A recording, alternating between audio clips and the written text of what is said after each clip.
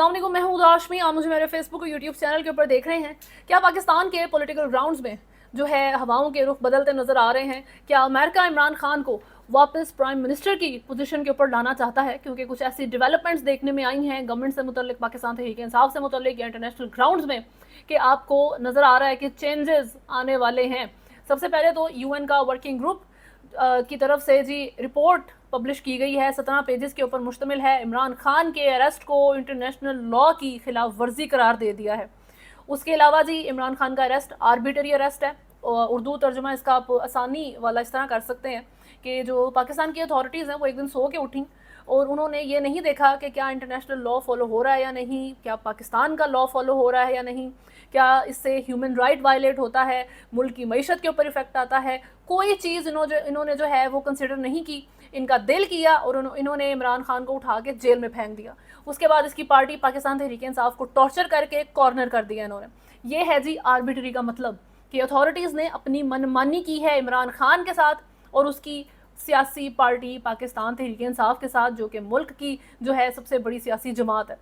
अब इस सारी चीज़ में जो है तोशा खाना और साइफर केस, उनको भी जो है वो बेसलेस करार दे दिया है कि ये भी बस एक एवं इन्होंने बस केसेस इनके ऊपर डाल दिए हैं। फर्दर कंपनसेट करें इमरान खान को और रिलीज़ करें। कंपनसेट कैसे करेंगे आप? वैसे गवर्नमेंट से क्वेश्चन होना चाहिए। पैसे देंगे आप, या फिर आप इमरान खान कहेंगे कि फेयर इलेक्शन करवा दो, मेरी सीट्स वापस कर दो, ये फॉर्म 45 जो है ये प्रूव करो ना बैठ के कि कितने लोग मेरे एक्चुअल में जीते थे। तो आई एम श्योर हुकूमत का इसके ऊपर यही जवाब होगा कि पैसे हमारे पास है नहीं, लेकिन हम उधार वगैरह लेके कहीं से मैनेज कर लेंगे, बट प्लीज़ फेयर इलेक्शन की बात ना करें, हमसे ये फॉर्म 45 और फॉर्म 47 की बात ना करें। तो ये मामला जो है इस वक्त यूएन में चले हैं।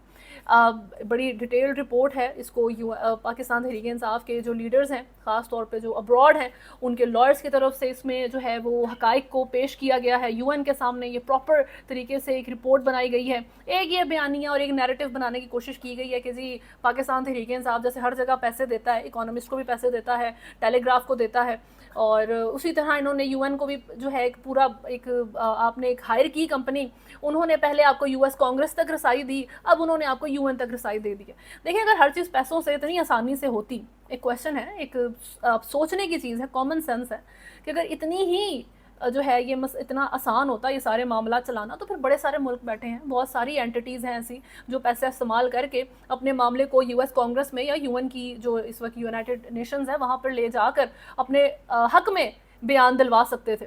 तो लाकानूनियत पाकिस्तान के अंदर है। हमें लगता है कि पूरी दुनिया ही इस तरह मनूवर करती है, ऐसा नहीं है।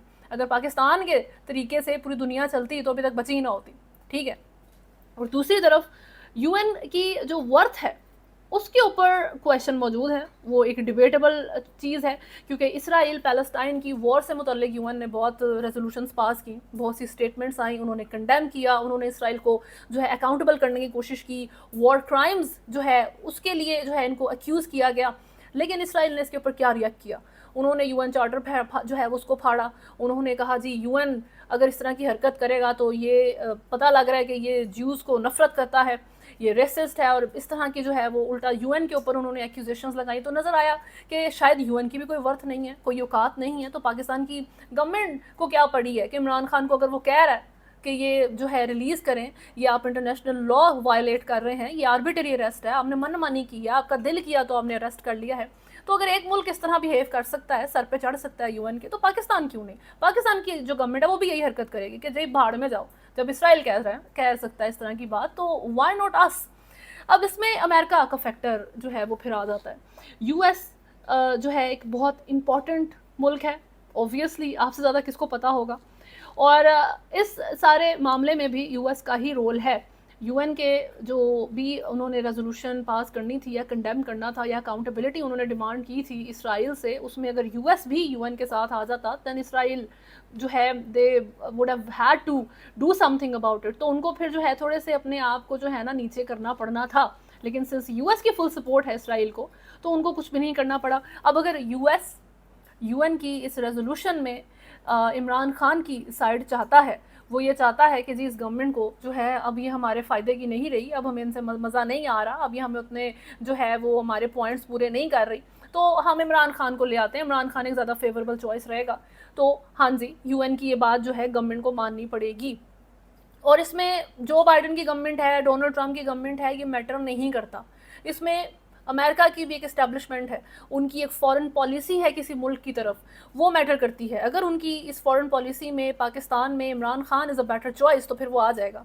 और उसके बाद फिर यूएन की इस जो करारदाद है, ये जो इस वक्त उनकी ये रिपोर्ट है, उसको फिर उनको सुनना भी पड़ेगा, गवर्नमेंट को उसके ऊपर एक्ट भी करना पड़ेगा। लेकिन हमारी हुकूमत को यूएन के इस ऑर्डर की, इमरान खान की, पाकिस्तान तहरीक इंसाफ की या किसी भी आउटर बॉडी की ज़रूरत नहीं है खुद को डैमेज करने के लिए, गिराने के लिए।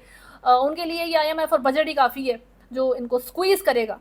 अभी जो शाहिद खाकान अब्बासी हैं, उनकी तरफ से क्रिटिसाइज़ किया गया है बजट को, मिफ्ता इस्माइल की तरफ से किया गया है। उनका कहना था खाकान अब्बासी साहब का कि हुकूमत बजट की फिर से नज़रसानी करे और अपने अखराजात को कम करे। हुकूमत की तरफ से ये जो स्पेंडिंग है, थोड़ा सा इसको लिमिट कम करें, इसकी बहुत पैसा बढ़ गया है जी। जिसके ऊपर वफाकी वज़ीर इत्तलात वो दिल पे ले गए सारी चीज़ को, अता तारर साहब, और उन्होंने सारी जो बात है उसका जवाब दिया है कि ये तासुर दिया जा रहा है कि तरक्याती स्कीमों की मद में MNAs MPAs को 500 अरब रुपया दिया गया है। ऐसा हमारा ना ही कोई इरादा है, ना हमने ऐसा किया है। मैं हैरान हूँ कि इतना गलत नंबर कहाँ से आ गया है। पब्लिक सेक्टर डेवलपमेंट फ़ंड का कुल फ़ंड 1500 अरब दिया गया है। उनका कहना था शायद दोनों ने किताब ठीक तरीके से नहीं पढ़ी, बहुत ही लाइल्म है। और ये कहना कि ये सारा ज़ाया होकर करप्शन में जाता है। हमारे MNAs MPAs बहुत बाइज़्ज़त लोग हैं, तो करप्शन में नहीं जाता पैसा। ये अता तारर साहब का जवाब है। अब ये इंटरेस्टिंग चीज़ इस तरह है कि वज़ीर दिफा जो कि ख्वाजा आसिफ साहब हैं, हुकूमत का ही हिस्सा हैं ये भी, और अता तारर भी हुकूमत का हिस्सा हैं, दोनों PMLN का हिस्सा हैं। तो दूसरी तरफ एक टीवी प्रोग्राम में बात करते हुए एक ही दिन इन्होंने कहा है, ख्वाजा आसिफ साहब ने, कि बजट में टैक्स IMF के दबाव पर लगाया गया है, IMF पाकिस्तान की खुद मुख्तारी के लिए ख़तरा है। तो बजट को इवन हुकूमत भी डिफेंड नहीं कर पा रही है। बजट इस वक्त एक मसला बन चुका है इन सब के लिए। अभी फिर से इलेक्शंस करवाने की बात हो रही है कि जी इलेक्शंस फिर से करवाएं। ये जो आपके मौलाना फजलुर रहमान हैं, उन्होंने कहा है कि फिर इलेक्शन हो और उसमें इस्टेब्लिशमेंट का अमल दखल ना हो। फवाद चौधरी हैं, वो कल इमरान खान तक एक्सेस की बात कर रहे थे और वो कह रहे थे जो बीच में रुकावटें हैं वो इस्टेब्लिशमेंट की वजह से हैं। तो पाकिस्तान में रहते हुए एक चीज़ बड़े अच्छे तरीके से आप अंडरस्टैंड कर लें कि वैसे तो हर बंदा बहुत केयरफुल रहता है, और अगर कोई केयरफुल नहीं है और इस्टेब्लिशमेंट के लफ्ज़ का इस्तेमाल बहुत ज़्यादा और ओपनली कर रहा है, तो वो ख़ुद भी जो है वो प्रॉबली इस्टेब्लिशमेंट का बंदा हो सकता है। और इस वक्त हमने फवाद चौधरी और मौलाना फजलुर रहमान के मुँह से इस्टेब्लिशमेंट का नाम सुना है। एक तरफ ये चीज़ हो जाती है, दूसरी तरफ जो फवाद चौधरी बड़ी कोशिशें कर रहे हैं कि यार मुझे पाकिस्तान तहरीक इंसाफ में वापस ले लें किसी तरह, और कंस्ट्रक्टिव क्रिटिसिज्म जो है, ड्रामेबाजी उनकी, तो उसको जो है ना रोक दिया, उसके ऊपर जो है ना फुल स्टॉप लगा दिया उनके लिए कि यहीं रुक जाओ। इमरान खान किसी भी बंदे की पाकिस्तान तहरीक इंसाफ में वापसी जो है वो नहीं चाहते, as long as is in jail, specially कि जब तक वो जेल से नहीं निकल आते तब तक तो कोई जो है ना ऐसी पॉसिबिलिटी नहीं है कि किसी भी ऐसे बंदे को जो किसी भी सर्कमस्टांसेस में बड़े खुश दिल से ही चलो PTI छोड़ के तो गया था, वो पार्टी में वापस नहीं आने वाला। इमरान खान जब जेल से निकलेंगे तब इन लोगों का फैसला करेंगे, और उस पर जो है फवाद चौधरी साहब भी आते हैं। फवाद चौधरी को तो एक शट अप कॉल भी पाकिस्तान तहरीक इंसाफ कोर कमेटी की तरफ से आ गई है कि पार्टी की आदत पर तनकीद जो है वो बर्दाश्त नहीं की जाएगी, उसका सख्त जवाब दिया जाएगा, चाहे वो फवाद चौधरी ही करे।